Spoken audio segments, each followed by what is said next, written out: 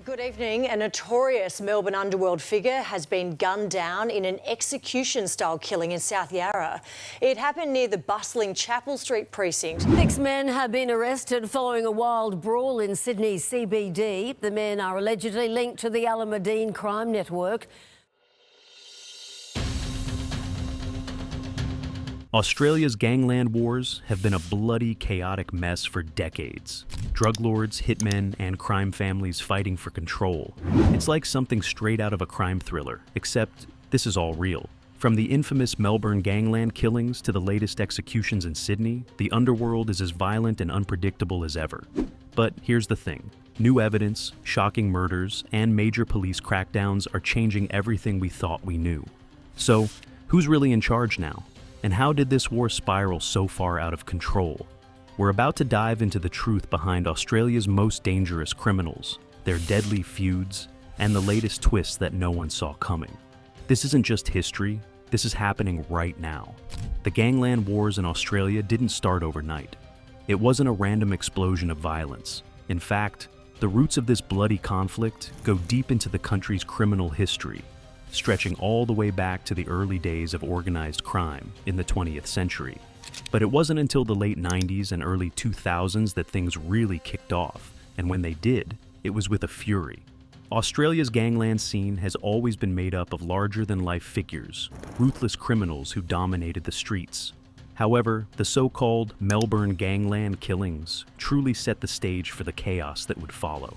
Back then, it wasn't just a few street brawls or petty drug deals. It was full-scale war.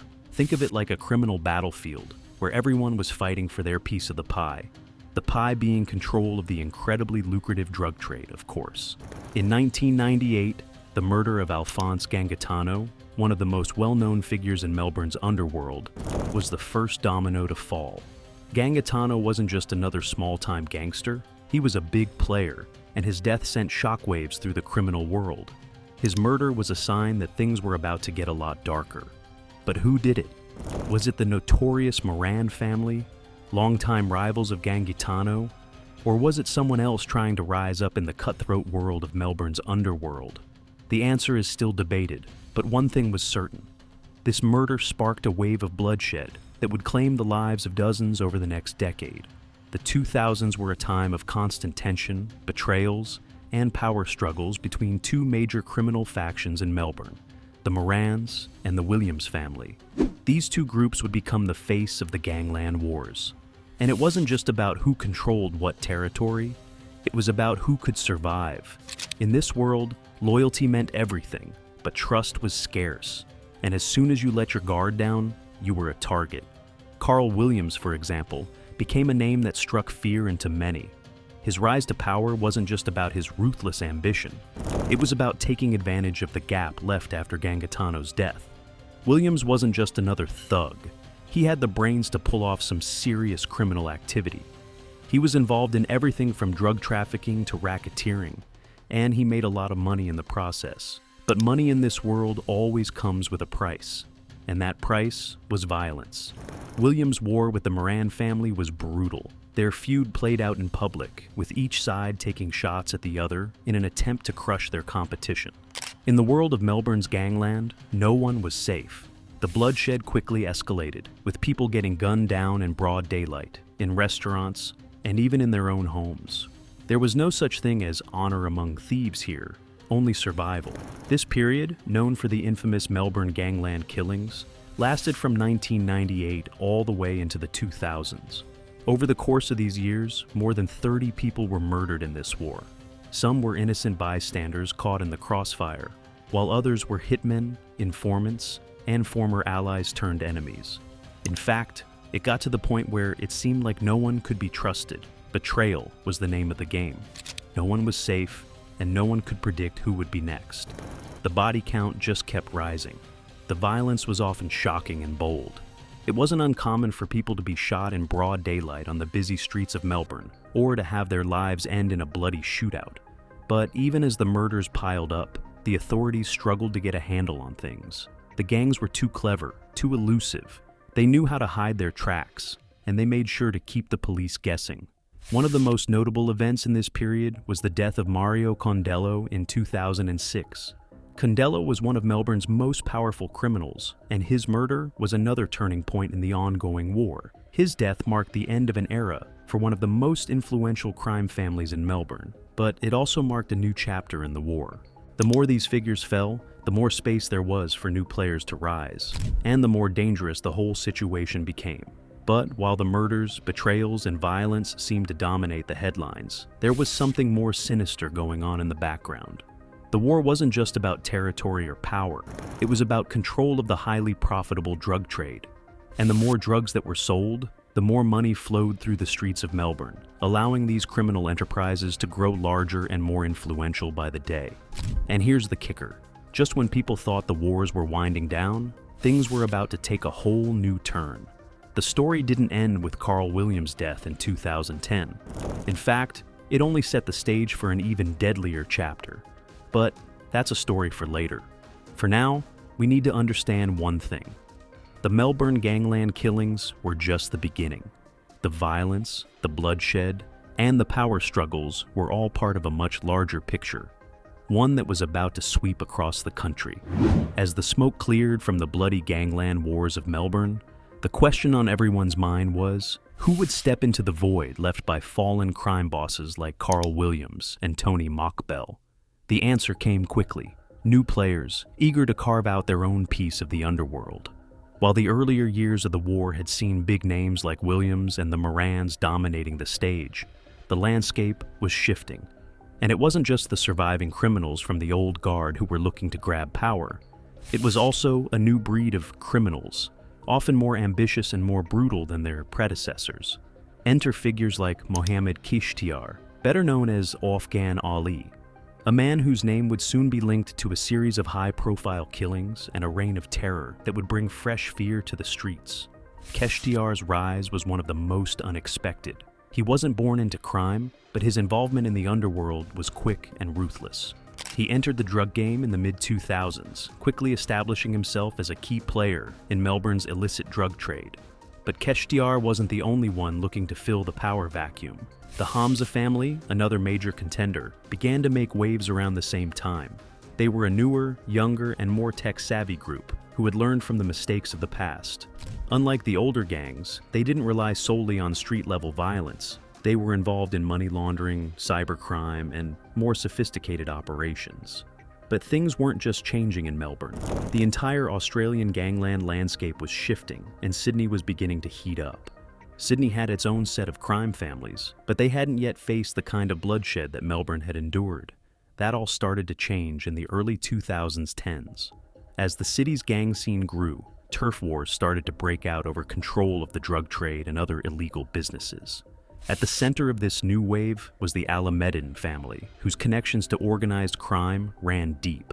The Alameddin family was not just about violence, it was about influence. They had ties to various criminal enterprises, from drug trafficking to arms dealing. Their name quickly became one of the most feared in Sydney, and they began to clash with rivals in a series of bloody shootouts that only escalated tensions in the city. Sydney, once seen as more stable in comparison to Melbourne, was now teetering on the edge of its own gangland war. But the real shift came when younger, more ruthless players began to challenge the established families. The once tight-knit criminal groups in Sydney and Melbourne were now facing off against a new wave of criminal entrepreneurs, people who weren't afraid to get their hands dirty and didn't care about the old rules of gangland warfare. These were the new faces of the underworld, and they were ready to make their mark. The Afghan connection. A particularly interesting aspect of this new wave of criminal activity was the involvement of Afghan gangs, who had become an increasingly significant presence in Australian organized crime. The rise of Afghan Ali and other figures like him signified a shift in the demographics of the underworld. These new criminals brought with them different methods, new alliances, and an almost militant approach to their operations. Afghan gangs had a reputation for being tight-knit, with a strong sense of loyalty among members. This made them incredibly difficult to infiltrate or defeat, and it also meant they were often willing to go to extreme lengths to protect their turf. They fought back with everything they had, but as the years went on, it became clear that the older, more established families were losing ground.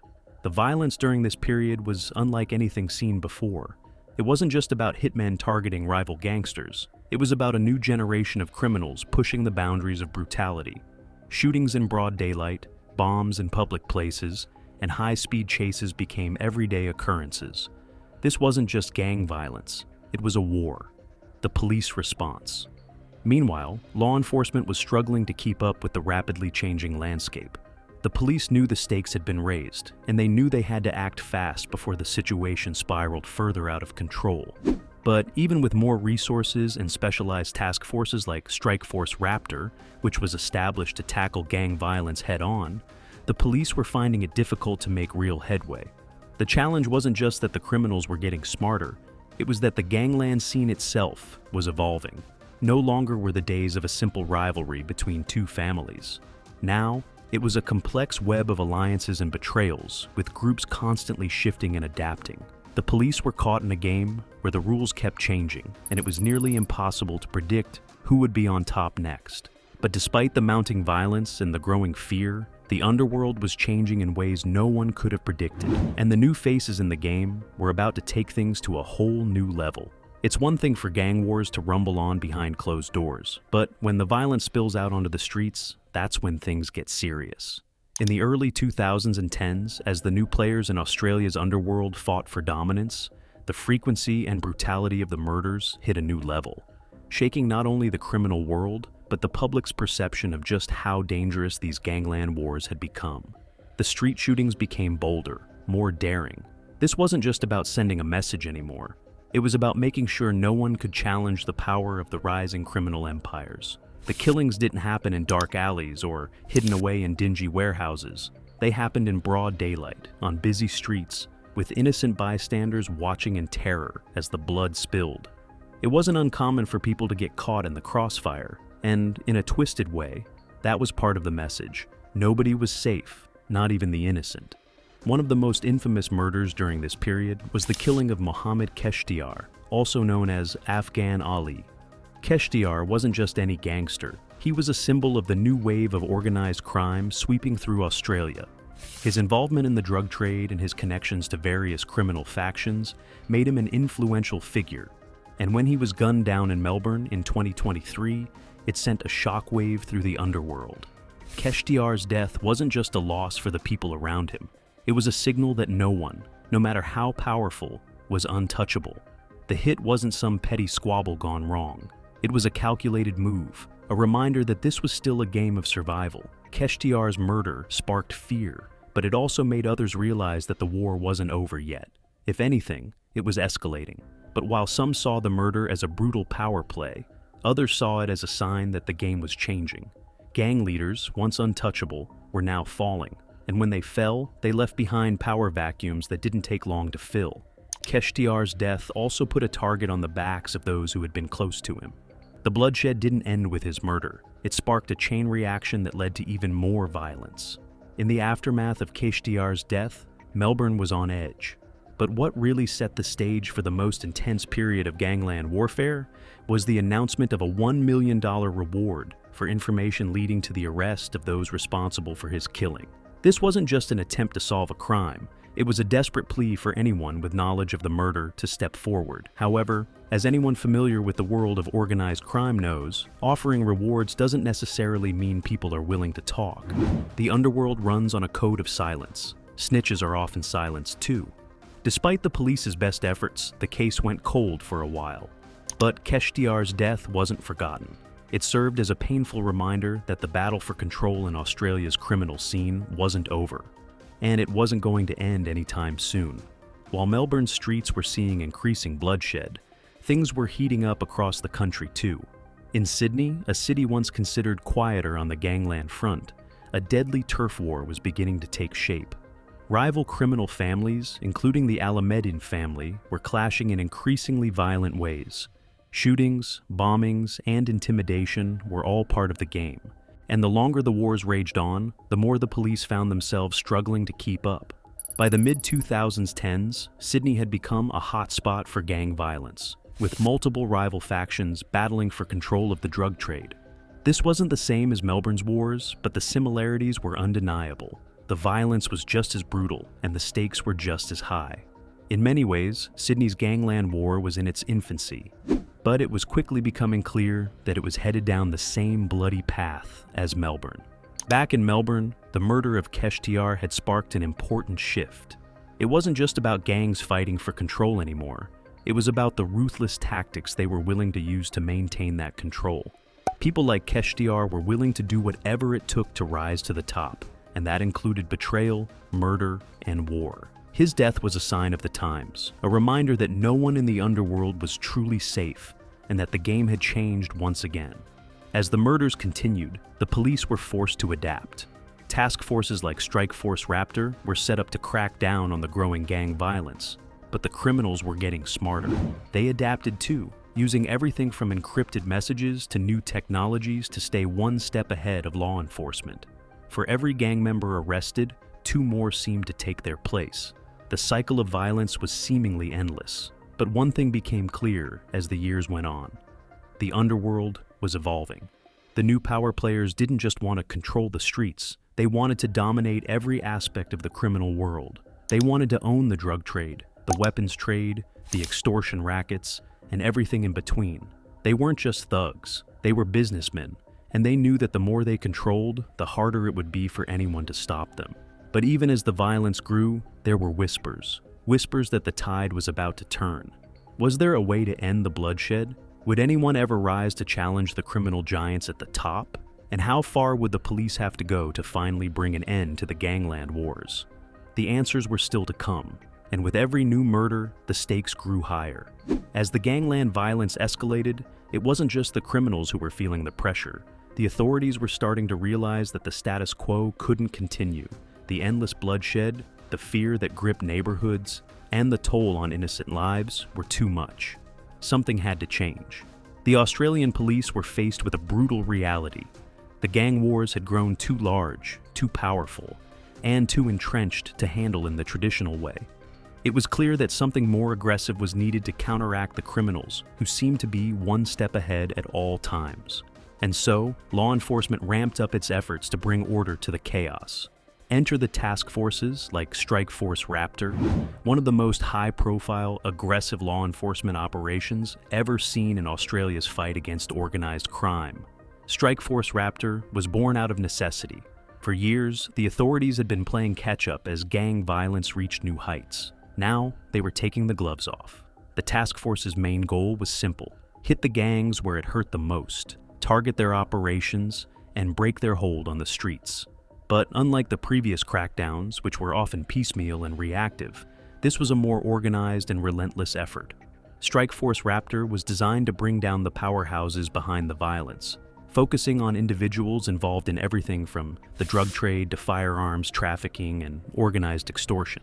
This wasn't about simply busting a few low-level street dealers. It was about going after the big fish, the ones who were running the show. This shift in approach was a game changer. The police were no longer playing catch-up. They were taking the initiative, hunting down gang leaders, and using intelligence networks to strike at the heart of criminal operations. And for the first time in years, it seemed like law enforcement might finally be turning the tide in the gangland wars. But even as law enforcement started to make inroads, the criminals were adapting as well. They'd learned from past mistakes and were quick to find ways to counteract the police crackdown. The gang members were no longer just using brute force to get ahead. They were also leveraging technology, creating new ways to communicate, launder money, and avoid detection. Encryption became their best friend, making it harder for the authorities to track their movements or their conversations. However, the new wave of law enforcement tactics wasn't without its successes. Over the course of several years, Strike Force Raptor began to take down high-ranking members of the criminal organizations that had terrorized the streets of Melbourne and Sydney. The arrests sent shockwaves through the underworld. If you were a gangster in Australia during this time, you couldn't help but wonder who would be next. It was a time of tension. Criminals had to operate with more caution than ever, and trust between even the most loyal members of gangs began to erode. But the real test came when Mohammed Keshtiar, the notorious Afghan Ali, was gunned down in a targeted execution in 2023. His death marked a significant moment in the war, because it was a signal that no one, not even the top players, were safe. While it was suspected that the police crackdown may have played a role in escalating violence, it also highlighted the immense challenges that law enforcement faced. This was more than just a gang war. It was a constant battle for survival, power, and control. And it wasn't clear who would ultimately win. As Keshtiar's murder stunned the public and sparked a fresh wave of tension, the police were forced to rethink their strategies. They were trying to break the gang's grip on the streets while also trying to deal with the ongoing violence, which seemed to intensify with each passing day. The murder of Keshtiar, a high-profile and powerful figure in the drug trade, had massive implications, both for the police and the gangs themselves. The fact that Keshtiar was killed in such a public and brutal way was a reminder of just how much control these criminals held. It was a message to anyone who might consider crossing the line, and it struck fear into the hearts of both the police and rival gangsters alike. It was a signal that the wars weren't over, that the battle for supremacy in Australia's criminal world was far from finished. Yet, despite the mounting pressures, the police had their work cut out for them. The task forces like Strike Force Raptor and other specialized units were pushing forward, but the criminals were adapting faster. They were learning from each takedown, each arrest, and adjusting their operations accordingly. The level of sophistication in the criminal world was growing. Meanwhile, the authorities knew that their strategy had to evolve too.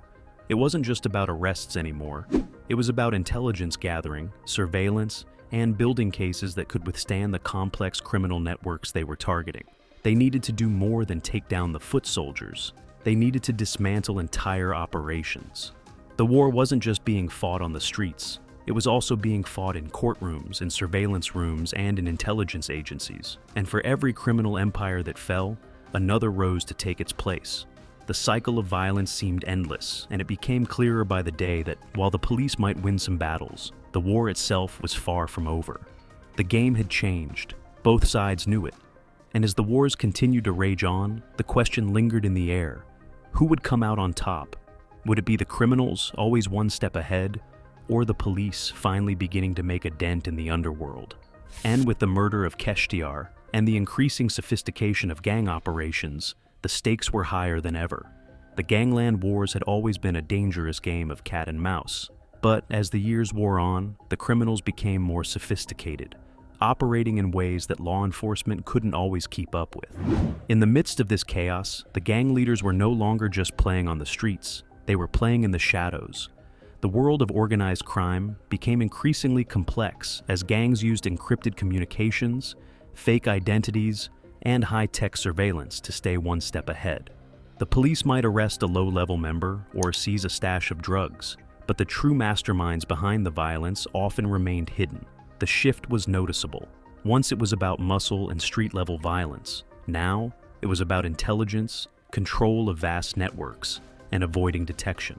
The underworld wasn't just a place for hardened criminals anymore. It was a business. And in this business, no one had more power than those at the top, the ones who controlled the flow of money, drugs, and weapons. But while the criminals adapted, law enforcement didn't give up.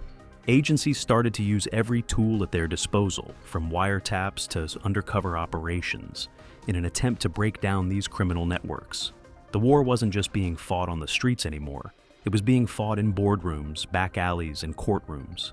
After years of escalating violence, betrayal, and turf wars, the underworld was finally starting to crumble. The rise of new gang leaders, ruthless tactics, and the endless cycle of revenge and murder had taken its toll. But the endgame was near, and the pieces on the chessboard were being set into place. Police forces across the country had learned valuable lessons from the past. Task forces like Strike Force Raptor had evolved, becoming more efficient, more strategic, and more aggressive in their pursuit of the criminals at the top. They weren't just busting street-level dealers anymore. They were going after the masterminds, the men pulling the strings from behind closed doors.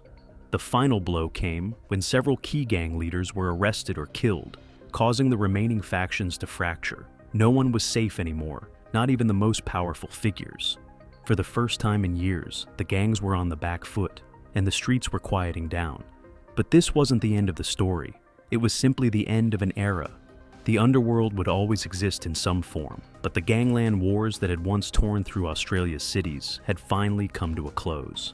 And while the streets might have been quieter, the impact of the war would echo for years to come. Australia had witnessed one of the bloodiest chapters in its history. But with the fall of the criminal empires, the country could finally begin to rebuild. The scars left behind would take time to heal, but the lessons learned were invaluable. The battle for the streets may have ended, but the war against organized crime would continue. The question remained: who would rise next, and would law enforcement be ready?